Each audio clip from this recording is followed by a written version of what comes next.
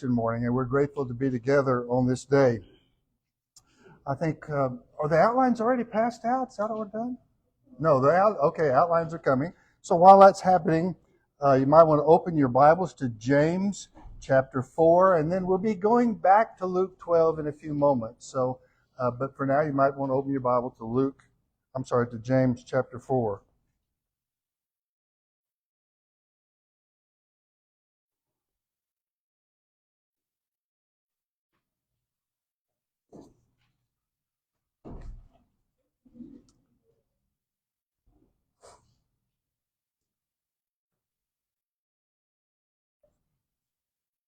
We started off last Sunday. Some of you may remember my vast knowledge of popular music. You remember that from last week? Because we began by talking about one of the top hits of 1956. Okay. And one of the great hits of 1956 came from a Hitchcock movie. And in that, a beautiful woman with an even more beautiful voice sang, "The future's not ours to see. Okay, sera, so whatever will be, will be." Well, last week we took off from there and said, well, while we don't know much about the future, God does have something to tell us about the future. So let me give you a very quick review of 4 things that I mentioned last week. Number 1, God has a plan for us, for our future. I don't personally believe, you may differ, and that's okay. I don't believe God has a plan for each of us specifically and individually. But God has a plan for His church. A plan for His church to live in praise of His glory. A plan for His church to be more and more molded in the image of Christ. And secondly, I noticed last week that as we look into the future, the Bible tells us that there will be opportunities for us. God will open doors that Satan cannot close. And also there will be temptations in my future because Satan doesn't give up. Thirdly, and this, by the way, is a real important lesson to learn the younger we are, it is extremely likely that I will reap the fruit in the future that I am sowing today. Which means if I am wise, I'll be sowing righteousness today, and there will come a day when I will reap the rewards of that. And lastly, coming from Romans 8, we notice that if we are living the Christian life, God will work for our good in everything. And especially God will work for our good in the most important thing there is, and that is our salvation. So God the Father is always working for our good. Well, I told you last week I'd outlined this lesson. It turned out to be an hour long, and so I cut it in the middle. So this is more or less the second half of that lesson. So with those 4 principles in mind, what should our attitude be toward the future? And this lesson, I know, Tom Neal, that you're used to having 3 points, main points, but there's only actually 2 main points in this sermon. Well, there is a third one, but it's not the main one necessarily. Anyway, with this in mind, what should our attitude be toward the future? First truth, I should not count any earthly future as certain. Nothing in this broken world is sure or certain. Family, friends, loved ones will sometimes hurt us, or sometimes fail us, or sometimes they will even turn away from their love to us. And our country, which we love, the country which I love, may not always be the sweet land of liberty, home of the free and the brave. There have been too many great empires in the past that have fallen away from God, and now they lie in dust and ashes. And if that can happen before, it can happen again. God sent His own northern kingdom of Israel into exile from which they never returned because of their idolatry and disobedience. And God took the southern kingdom of Judah off into captivity until they learned their lesson. And it took them 70 years to learn the lesson. And when they came back, by the way, the sin of adulterous idolatry, which they had flirted with for so long, was gone forever from the nation. We never see idolatry in the nation of Israel again. So there is nothing in this current broken world that's certain. So question, how do we live in such uncertainty? Well, James, the brother of Jesus, has some principles laid out to tell us about living in an uncertain world. Now, I've got a little parentheses in my notes. You don't see it in yours here. If you will listen carefully to the words of James, particularly if you will sit down and read his whole book, it won't take you but a few minutes, you will hear time and time again echoes of his elder brother in this wonderful little book. Think about that the next time you read the book of James. Well, let's see what James has to say about the future and how we live. Chapter 4, verse 13. Come now, you who say, today or tomorrow we will go to such and such a town and spend a year there, doing business and making money. Yet you do not even know what tomorrow will bring. What is your life? For you are a mist that appears for a little while and then vanishes. Instead, you ought to say, if the Lord wishes, we will do this, we will live and do this or that. As it is, you boast in your arrogance. All such boasting is evil. Anyone who knows the right thing to do and doesn't do it, it is sin. Well, James, which is a very down-to-earth kind of book, begins with something very simple that we're all familiar with. He begins with something that every successful person does, and that is plan for the future. Every business owner, every farmer, rancher, and of course you're business owners as well, every homemaker, every successful student, every corporation, every military make plans for the future. So what's wrong with making plans for the future? And the answer is absolutely nothing is wrong with making plans for the future. What's wrong with planning a business trip and hoping for a profit? And there's absolutely nothing wrong with planning a business trip and hoping for profit.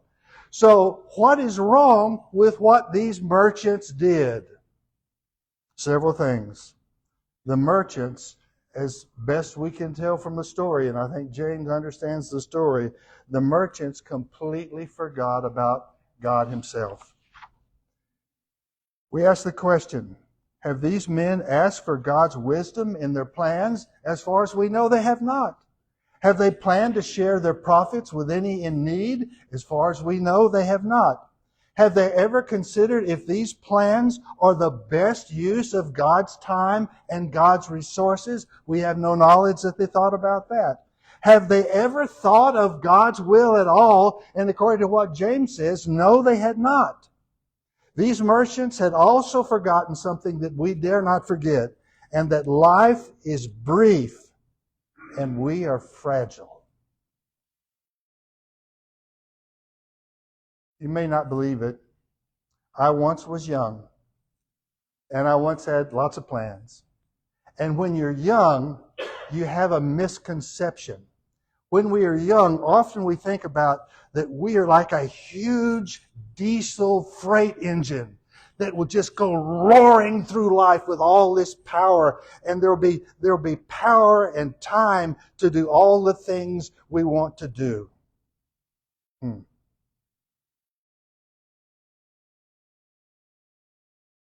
But life is fragile. James says, instead, our lives are more like a mist that appears for a few brief moments and then disappears. J.B. Phillips paraphrases it, what after all is your life? It is like a puff of smoke, visible for a little while and then dissolving into thin air. These foolish merchants were planning confidently for a year in the future, but did not seem to know that there might not even be a tomorrow.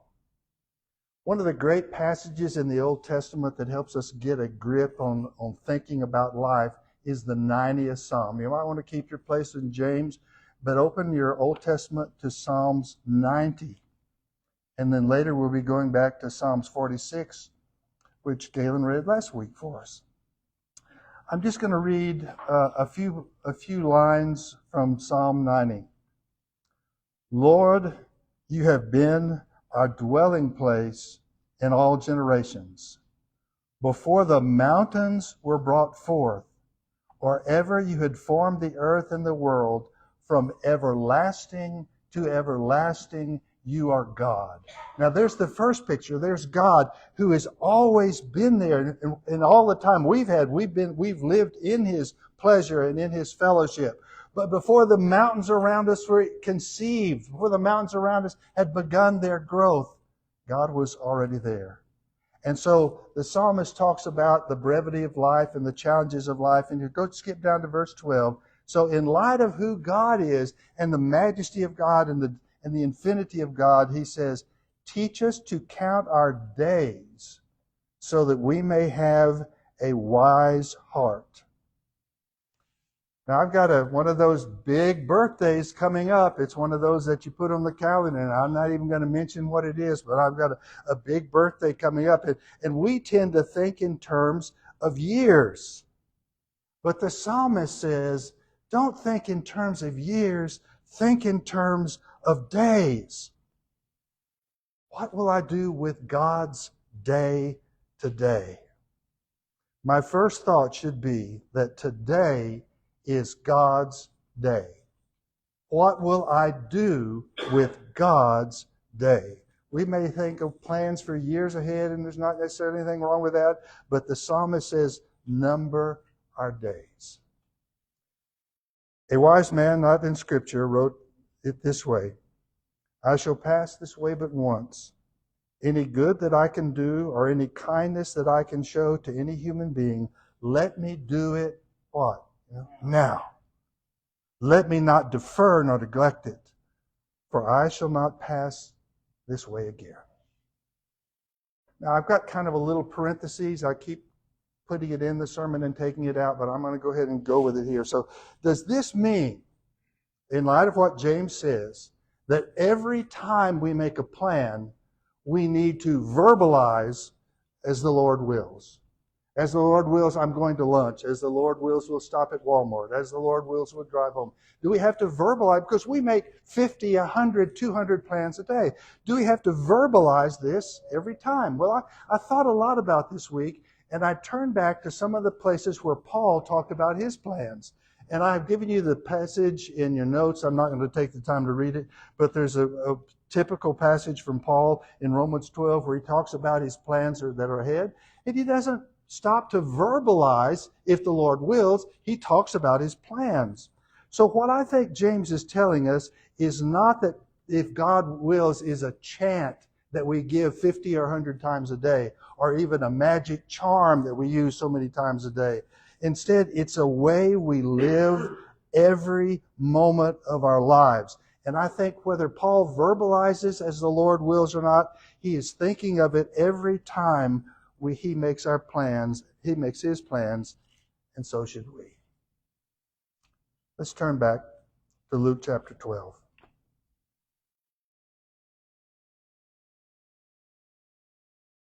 A few moments ago, we read the parable of the rich fool. In the parable, Jesus warns us about the folly of thinking life is about how much we possess. And we think about this man. This man's a farmer. I grew up in Texas. I spent a lot of time in West Texas. Some of you come from farm and ranch backgrounds. Let me ask a question. Is there anything wrong with having a bumper crop? Is there anything wrong with having lots of calves born this year, more than average? No, there's nothing wrong with that. Is there anything wrong with building bigger barns if bigger barns are necessary for the running of my business? And I think there's nothing wrong with this. But God said, this man is a fool. Now, I'm not qualified to call him a fool, but God calls him a fool. Why? Because every thought was of himself and his pleasure. 4 or 5 times we see me and mine, and in the Greek, 8 times we see the word I. It's all about I, me, and mine. So this man is a fool because he thought only of himself and his pleasure, and because even more powerful and significant that, here's a man who had the bumper crop and is building the bigger barns, and he thought he had all the time in the world. But instead, his time was over. One scholar writes this: A man whose life hangs by a thread and who may be called upon at any time to give account of himself is a fool if he relies on material things. Jesus rounds this off with a contrast between laying up treasure for oneself and being rich toward God. It is the latter that matters. People are fools to settle for less. Years ago, I found a little poem by Robert H. Smith. I've read it many, many times. It goes like this. I don't believe I've ever read it here, but you may remember me reading it sometime from years ago. The clock of life is wound but once, and no man has the power to tell just when the hands will stop, at late or early hour. To lose one's wealth is sad indeed. To lose one's health is more. To lose one's soul is such a loss that no man can restore. The present only is our own. So live, love, toil, and with a will. Place no faith in tomorrow, for tomorrow the clock may then be still. Jesus tells us that how to live in an imperfect, uncertain world, tells us to understand that nothing in this world is for sure. And now I come to a second great truth about the future. In spite of all the uncertainty, Jesus and the Bible tells us we are to face the future without fear. And you know what we should say about that? We should say, "Thank you, Father.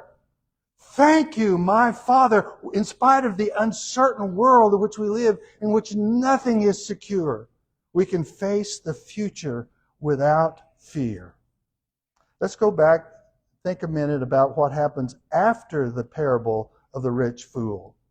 Now, if you notice carefully at the first of the reading, someone in the crowd asked Jesus about a family problem they're having. He says, "Jesus, I need you to talk to my brother about dividing up my inheritance." Now, we don't know what the problem was there, but the rules of inheritance were pretty solid. So is this guy being greedy? We don't know. But this is something that comes from the crowd. Now look what happens in chapter 12, verse 22. So there's a question from the crowd. And now, verse 22, he said to his disciples. So now Jesus is speaking even more directly to us. "Therefore I tell you, do not worry about your life, what you will eat, or about your body, what you will wear. For life is more than food, and the body more than clothing. Consider the ravens. They neither sow nor reap. They have neither storehouse nor barn, yet God feeds them. And how much more value have you than the birds? And can any of you, by worrying, add a single hour to your span of life? And if then you're not able to do such a small thing as that, why do you worry about the rest? Consider the lilies, how they grow. They neither toil nor spin, yet I tell you, even Solomon in all his glory was not clothed like one of these." By the way, there's a song that's going through my brain nonstop. You remember it? It's not in our current book, but it's in, if you remember Christian Hymns number 2, there's a great song that goes just exactly like this. "But if God so clothes the grass of the field, which is alive today and tomorrow is thrown into the oven, how much more will He clothe you, you of little faith? And do not keep striving for what you are to eat and what you are to drink, and do not keep worrying. For it is the nations of the world that strive after all these things, and your Father knows that you need them. Indeed, strive for His kingdom, and these things will be given you as well." The rich fool worried that his barns weren't big enough for all he had. But the disciples, they're in a different place. They're worried, are they going to have enough for today or tomorrow? Jesus, it's a temptation that is certainly here for all of us, and it is certainly right for all of us to provide for the needs of our families. Paul often worked night and day, he said, so as not to burden the church with his support. Now, there are times Paul did take support, but he says, "I work night and day so I wouldn't have to ask money from some of you." Paul also warns against idleness, and he gives an apostolic command not a suggestion, not a good thing, but a command. He says, do our work quietly and earn our own livings. We can't live lives of idleness. But we live in a culture that has become a consumer-centered economy. You know what the biggest part of the domestic product is? It's how much we spend. That's the biggest part of it.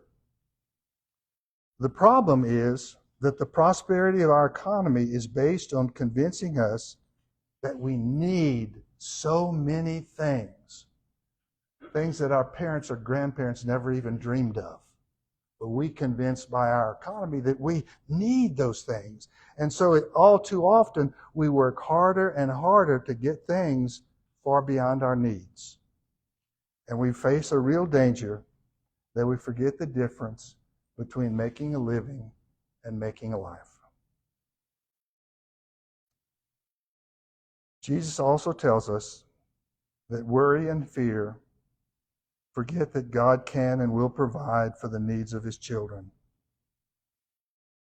If God provides for the birds, which are among the least of His creation, He can provide for us. Now, David Davies tickled my brain here a few months ago. He said something about a quail block. A quail block, I got to get me one of those. So we have a quail block in our backyard, and every day we watch the birds there. And the birds are getting fed.